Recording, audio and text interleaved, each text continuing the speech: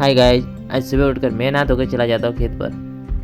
फिर मैं वहाँ जाकर क्या देखता हूँ कि आज तो टेंट बंधा हुआ है, क्योंकि आज हमारे खेत पर रखी थी प्रसादी। फिर मैं क्या देखता हूँ कि इन दोनों की नज़र है सिर्फ खाने पर। ईस्ट और वेस्ट, खाना है सबसे बेस्ट। बंदा ना कभी कभी बड़ा मजबूर हो जाता है। फिर मैंने इन दोनों को कहा कि थोड़ी देर के लिए ठहर जाऊँ, क्योंकि अभी तक भगवान को भोग नहीं लगाया है। फिर मैंने इनसे कहा कि अभी थोड़ी देर के लिए पानी से काम चलाऊँ। फिर थोड़ी देर के बाद में भगवान को धूप देकर कन्या को खाना खिलाना स्टार्ट कर देते हैं।